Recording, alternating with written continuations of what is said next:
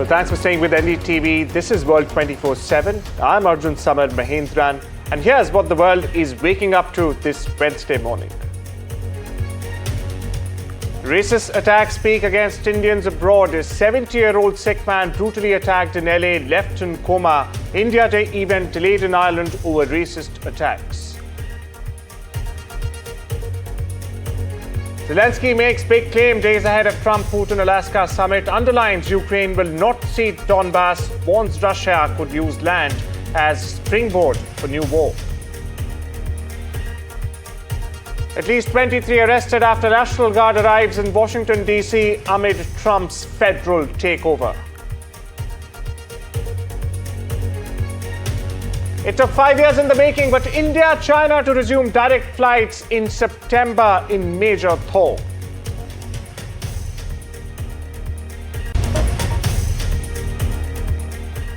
But our focus this Wednesday morning on World 24/7 viewers. Racist attacks targeting members of the Indian community are drawing global outrage. Now, in the latest in Los Angeles, a 70-year-old Sikh man, Harpal Singh, remains in a coma as we get to this bulletin after a brutal assault near a Gurudwara. He was in fact struck repeatedly with a golf club in what many are calling a hate crime. While a suspect has been arrested, the Sikh community is demanding the authorities officially recognize the racial motivation behind the attack. Listen in. It's been 1 week since this brutal assault happened. We do not have answers. The suspect is at large. Right. But let me tell you, today I spoke with LAPD Commander-in-Chief Jim McDonnell, and he assured me that the LAPD is leaving no stone unturned. That means, and that includes, all theories are on the table. We do not yet know what the motive was, and if the motive involves hate or bias. I am making a plea to you on behalf of Mr. Singh. If you have any information, whatever information you have, you can leave an anonymous tip. The number is 1-800-222-8477. Now, that was Los Angeles, but that's not the entire story. In fact, it's not even half the story. Across the northern border in Canada, disturbing footage showed how a group of teenagers, in fact, harassed an Indian couple with racial slurs and threats. Now, one 18-year-old has been arrested and charged with a hate crime. Now, the video has sparked widespread condemnation and renewed calls to address rising hate incident in the country. Meanwhile, over in Ireland, a major cultural celebration, the India Day, has been postponed or has been forced to be postponed due to a surge in racially motivated attacks, now including one involving a young Indian child as well. The Irish president, meanwhile, has strongly condemned the violence, urging action against growing xenophobia. As incidents rise across borders, viewers, communities are demanding not just action from authorities, but they're demanding accountability. My colleague Maha Siddiqui, meanwhile, joins me for more on this from Vancouver. Maha, we've seen a spike in attacks and hate crime against the Southeast Asian community, specifically Indians. We also saw what the Conservative Party is saying over there in Canada. Does there seem to be more than, are these incidents more than just scattered? Is there a pattern to all of these incidents? Well, there has been an anti-immigrant sentiment that has been rising in Canada ever since after the COVID pandemic, since the economic situation in Canada has seen a downturn. There has been a housing crisis. There has been a rising inflation. And mostly we have seen in cases of this nature, without any evidence, the first set of people who are blamed for all these problems, and it is politically convenient as well. In countries, it is to blame the immigrants. And that kind of sentiment has risen in Canada, even though the Canadian government now recognizes this as a worrying factor and a matter of concern, considering that for 5 decades, Canada welcomed immigrants with open arms. They are concerned as to why there has been a turn in that sentiment in Canada, which was not seen as we have seen in other countries, specifically down south in the United States.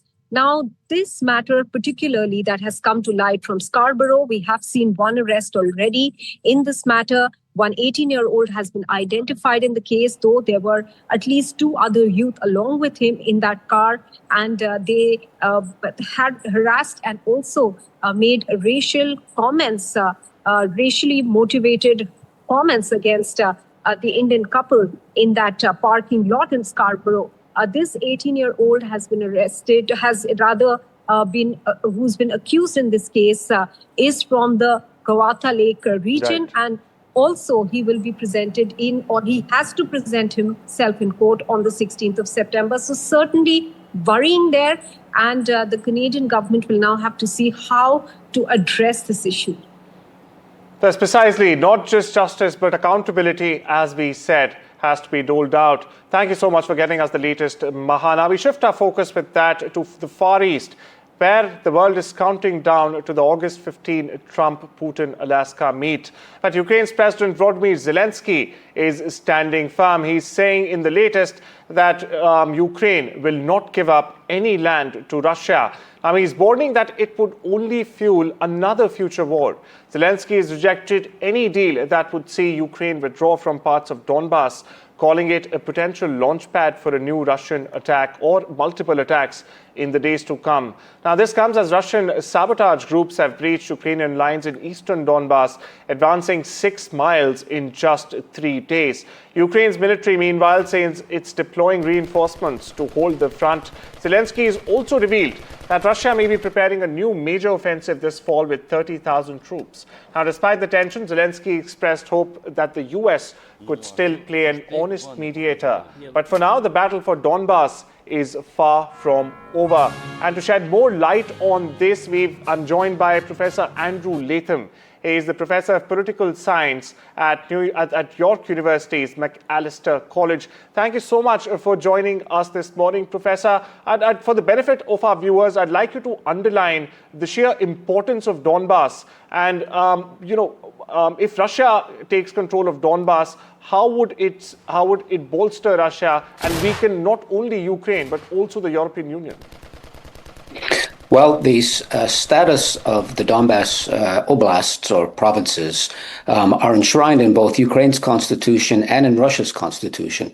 They both claim that this is sovereign territory, the one sovereign under Kyiv, the other one sovereign under Moscow. So that's in a sense, one of the roots of this conflict. They have this mutually irreconcilable claim to Donbas. Now, if Russia prevails, and any sensible military analyst will tell you that they are prevailing on the battlefield, this is going to change the security calculus in Europe. We already see the Baltic states, Latvia, Lithuania, Estonia, being very concerned about future Russian aggression. Poland as well, which is now the European superpower in military terms. They're spending 5% of GDP on defense. So it's going to change the European security calculus. It remains to be seen to what extent, and it remains to be seen to what extent the United States is going to continue to play a role in shaping and policing that security calculus. So thank you so much for weighing in there, Professor. And I have to move on due to the paucity of time. We shift our focus to Europe, where UK PM Keir Starmer is in fact set to co-chair a key international meeting on Ukraine. He will join a virtual call alongside Ukrainian President Zelensky, French President Macron, and German Chancellor Friedrich Merz. Now, the discussion follows recent talks with US President Donald Trump and European leaders focused on ending the war in Ukraine. Later, Starmer will also lead the coalition of the Willing Meeting. It's a group of 31 countries backing Ukraine's fight for peace and security.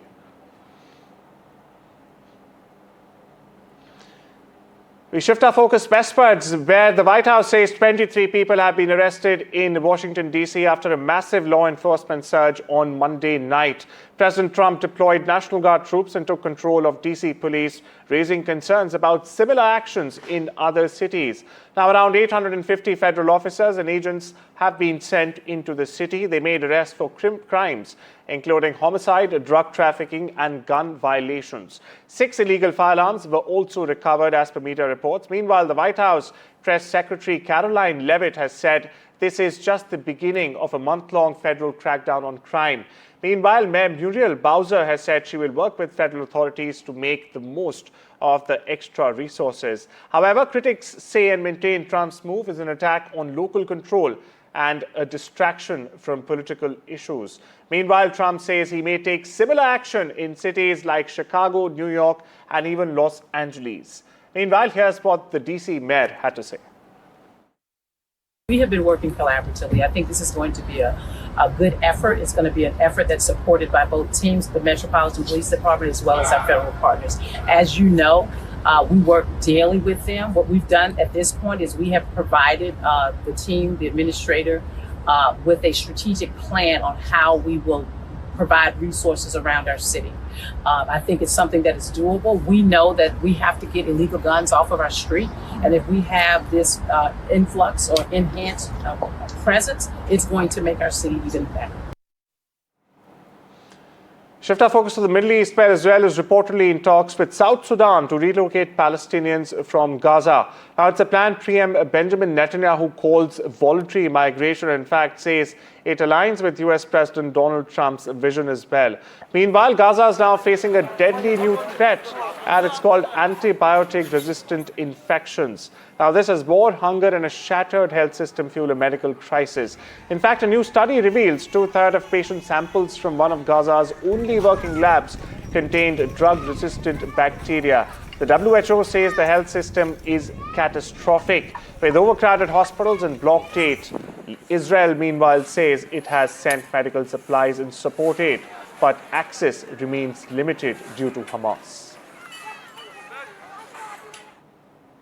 We stay with the Middle East, where Iran could hold direct nuclear talks with the US if conditions are suitable. First, Vice President Mohammad Reza Arif said on Tuesday. Now, but he also added that US demands for Tehran to drop uranium enrichment entirely were a quote-unquote joke. A sixth round of talks between Tehran and Washington was suspended following Israeli and American strikes on Iranian nuclear facilities back in June, on 3 nuclear facilities to be precise. Now, both powers accuse Tehran of seeking nuclear weapons. It's an accusation Tehran has repeatedly rejected. And it's time we step into a short break. Much more on the other side.